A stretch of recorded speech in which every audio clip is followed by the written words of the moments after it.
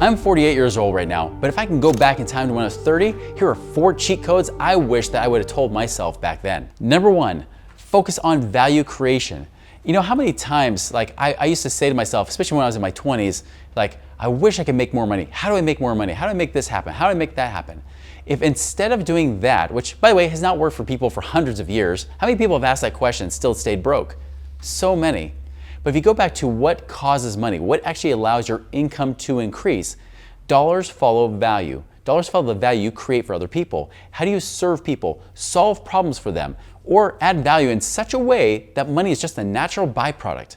Create the win-win for people. If I would have focused on that more, instead of being a victim, thinking that the man was trying to keep me down, that I wasn't being paid what I was worth at my jobs and things like that, I would have been better off faster, because that is the true success to wealth. It's formulaic. It's worked for me time and time again from my 30s and 40s, being able to make a lot of money because, again, I stopped asking how do I make more money, but instead focus on how can I help more people? How do I serve them? How do I solve problems that people have right now that maybe I uniquely can solve in a way that nobody else can? The second cheat code I wish I'd done is manage my expenses better. Here's what I've noticed about money, is that it's kind of like air. Right? We all know that we need it, but when there's an abundance of it, we never really count the number of breaths that we have, do we? And same thing with money. If you have a lot of money coming in, you don't really worry about counting your dollars and things like that. You might get a little bit lazy with it. You might not be tracking your money at least every few weeks, if not every month. And then all of a sudden, when money gets dry, that's when you start to watch your money. I wish I would have been proactive and instead started to manage my expenses, watching my money right off the bat. So for example, are you tracking your money with things like Rocket Money or Monarch or whatever it might be? Like, are you using these kind of apps or tools to help you track your money and stay on top of it? And it's not just about tracking your expenses, it's also about tracking how much income is actually coming in. By the way, here's a little hack that I wasn't planning on talking about in this video. Did you know that if you're getting a tax return every year, you're overpaying on your taxes? One thing you could do is, especially if you're an employee, if you're getting a tax return, say it's like say it's $5,000 a year, that means you're overpaying taxes by $400 a month. Well, did you know you can increase the exemptions on your paycheck to where you get that $400 a month now? Then you can use that money to make some money for you now, whether it's trying to pay off debt faster and try to free up some cash flow that way. Could actually just keep you from going more into debt because maybe you're a little negative cash flow in this particular situation right now.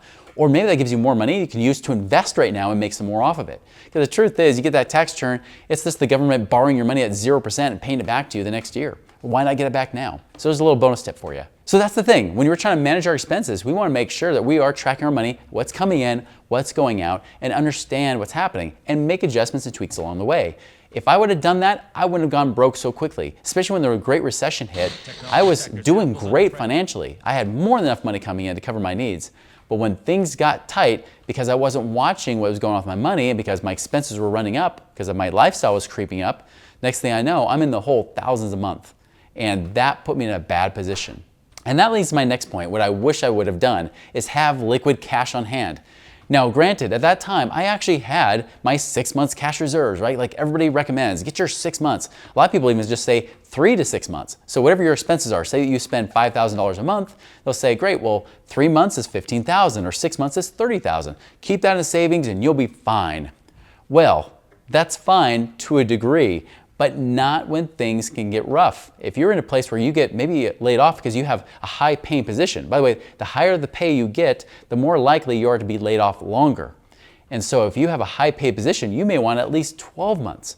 See, in my case, I had my 6 months reserves, but because again, I wasn't tracking my money, what was happening is as I was starting to go negative cash flow, I wasn't really noticing it. I was just kind of burning slowly through the savings, but then it started to accelerate. And next thing I knew, I was like, wait, if I keep doing this, I'll have no savings. Credit cards, I'll just do credit cards and I'll just focus on getting my income back up again. And here's the problem, is that I was focused on trying to get my income up, but my expenses were still killing me by that point, especially when I was launching a new business. And so I was in the hole like $15,000, $16,000 a month, burned right through my cash, had nothing left. I was trying to pay down my house and add more equity. And so as a result, I was putting all the extra money in the cash. I was putting some money in some investments too. But again, I didn't have enough liquid reserves to weather that financial storm that happened during the global financial crisis. If I would have kept, instead of trying to pay extra on my home, kept that cash in my hands, I would actually been able, not only be able to weather that storm, but I might have even had the cash to come out as king. Because the problem was, when people ran out of cash during the recession, cash became king, and the person with the gold made the rules. And I'll tell you, there were so many people, so many of my friends that actually became very, very wealthy multimillionaires because they had cash available around 2010, 2011, where they bought up like lots and lots of real estate and things like that. So just be aware that really you've got to make sure you have cash on hand. So reviewing here, one, I wish I would have focused on value creation, not just being entitled to more money. Invest in cash flowing real assets. This is what I wish I would have done, because if I would have been more liquid, like I said, buying up those assets like my friends did who became multimillionaires because they were buying stuff for cheap.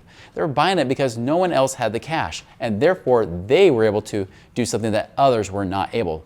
I wish I could go back in time and be able to tell myself, Chris, don't you dare lose that cash. Don't you sink extra money into your house. Don't you dare throw it away into 401ks. Don't you dare throw your money into other stuff where you can have that money available to go and invest, especially to create passive income right now. And by the way, I did that. The first time I was actually become financially independent was in my late 20s, but because I wasn't liquid with cash and I didn't keep building my portfolio, eventually I lost that portfolio because I was leaking cash in other places. But now, the second time around, 2016, by the time I was 39 years old, I had enough passive income coming in that I didn't have to work anymore. I was work optional. And that can happen for you as well, especially if you start to buy these cash flowing assets that can pay you month after month, year after year, whether you're working or not. And isn't that the dream, right? Is where you get to go to your work or your job or your business and you do it not because you needed a paycheck, but you do it because that's what you want to do with your time.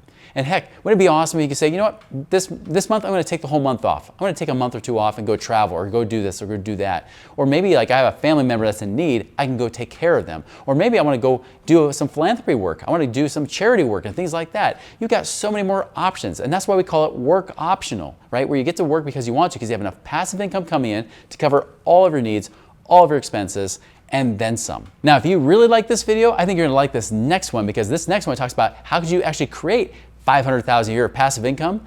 Check that out right now.